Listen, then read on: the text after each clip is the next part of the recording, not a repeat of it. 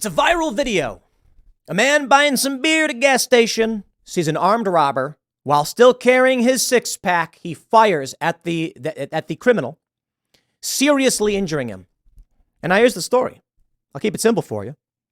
They actually considered charging this guy despite the video showing there was a man threatening to murder a store clerk. Yo, this guy with the beer, I wish he didn't have to do this. We do not want violence. But he's not the one who brought it that day. The guy who was robbing the gas station, a convenience store, in Michigan, with a box cutter, threatening to kill a guy, brought the violence. And were it not for this man with a legal concealed carry weapon, there could have been an even worse tragedy. Now, I don't like the idea that even the criminal loses his life or is seriously injured. But hey, you reap what you sow, and the responsibility is on you when you decide to be the villain. I am glad this shop owner is safe, despite everything that happened, man. But here's what really got me about the story. When I first heard it, they had the cops being like, well, we're going to figure out whether to prosecute this guy. And I'm like, figure out what? We saw the video. I guess there has to be some review to make sure, you don't have someone staging something like that or whatever. I don't know. But it's just insane to me that the narrative would even come out. If I was the cop involved, I'd say, and asked by the press, after everything we looked at, looks like a clean act of self-defense, acting in defense of another. And if the investigation pulls up otherwise, we'll definitely consider it. But for the time being, there's no charges. That's what he should have said. Instead, he's like, we're still doing the investigation and we'll see. Because we all know what really is going on. If you intervene to protect other people, they come after you. But we're pushing back. The stick man in California in Stockton, no charges. For this man, no charges. Here's the story. The Michigan gas station customer, so it was a gas station, who calmly shot an attempted armed robber in July while holding a six-pack of beer will not be charged, according to the prosecutor. Cordelius Anthony Martin, 35, a repeat offender with an extensive criminal record, was met with 7 bullets by a law-abiding customer when he attempted to rob a Stone Lake Marathon gas station in Cassopolis, Michigan. Martin had been arraigned on the charges of armed robbery, assault with intent to rob while armed, and felonious assault, according to Wood TV 8. According to Cass County Prosecutor's Office, the unidentified customer who had shot Martin will not face any charges after the office determined the customer's actions were lawful and justified in order to defend himself and the clerk.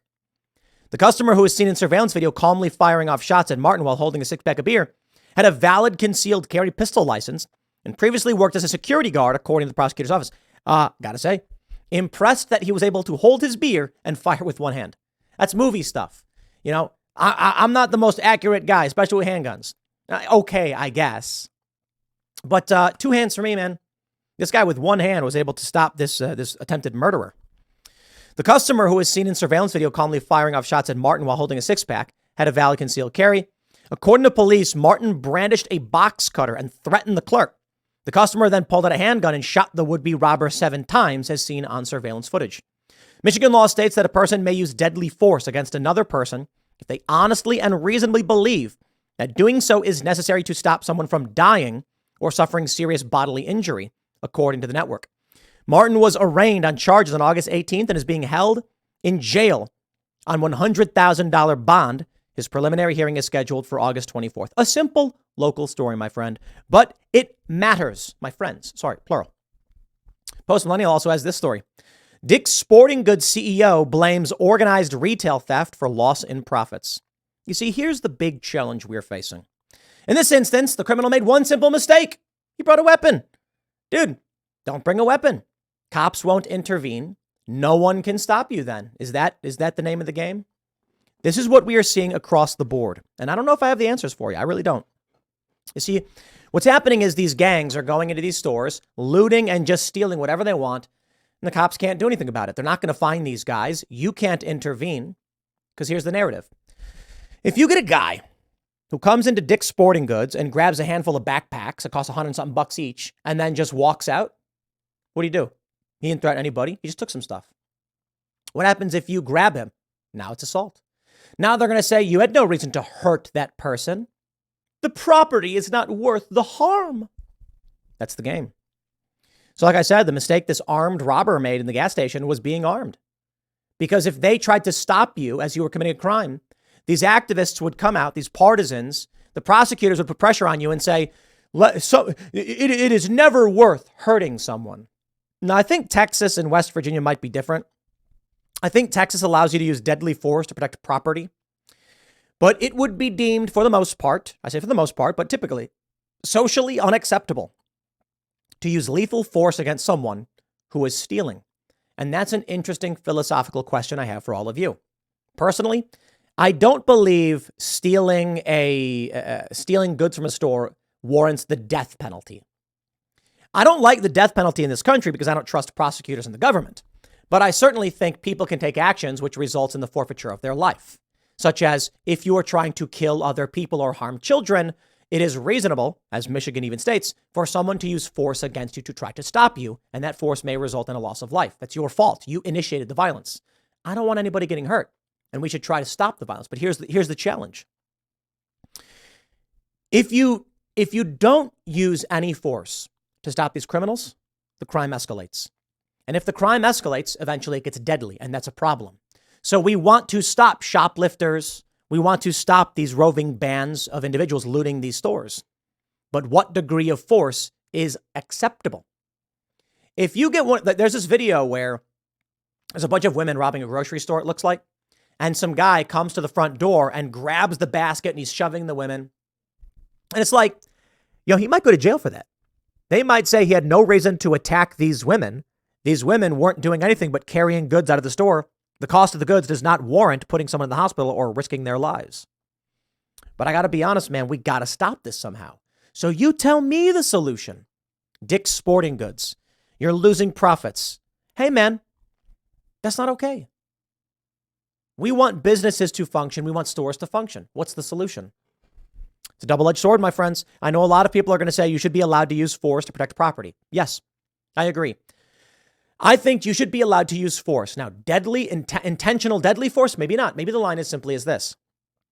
If someone enters your store and you reasonably believe they are stealing, you can detain them and stop them without facing civil liability, and then wait for police to come and resolve it.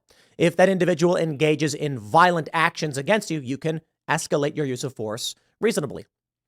That is to say, you are allowed to initiate force against them if they are stealing from you. However, not lethal force. That's kind of my view. Like, if a guy's running away with a basket full of food, shooting him, nah.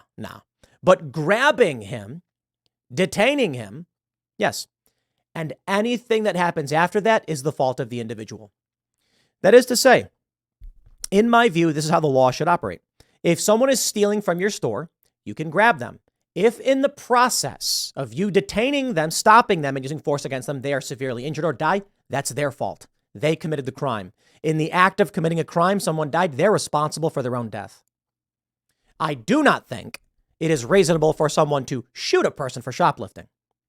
Now, like I said, in the instance of this gas station, well, I bet if that dude did not have a box cutter, they might actually arrest the guy who had the gun. To be fair, though, where they're at in Michigan, maybe this guy just said, he said, I couldn't see what was in his hand when he shot at him, but he knew that he was being threatened. And then he says after he walked around, the guy was crawling towards him, so he shot him again. And they're saying he's not going to get charged for that. We need to bring back reasonable prosecution. Instead, what we have is completely unreasonable. It's easier for cops to arrest the law-abiding citizen when they commit a minor infraction than it is to go after the actual criminals. Actual criminal's going to be armed. He might shoot the cop. Cop gets scared. Law-abiding citizen who's, doesn't have a concealed carry permit but has his gun. Oh, the cop's going to go after you in 2 seconds.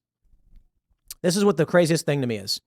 That it's easier to arrest the innocent than it is the criminals. And that's the pressure we are seeing right now.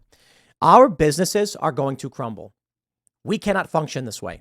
Walgreens being closed down, Target stores locking all of their products up. You got a Walgreens in Chicago that doesn't even have products anymore.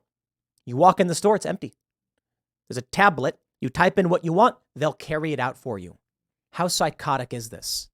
And it's all because people won't accept reality. And reality is criminals are at fault, not the victims. The criminal who is stealing is responsible for anything that happens after the crime is committed. And I'm not going to play this stupid game. But amen. We'll wrap it up. Good for that dude who saved the life of that clerk and stopped a would-be murderer. Yo, we can't have this. We're going to see more and more stores close down unless we get serious about how to deal with crime. I'll leave it there. Next segment's coming up tonight at 8 p.m. over at youtube.com/TimcastIRL. Thanks for hanging out, and I'll see you all then.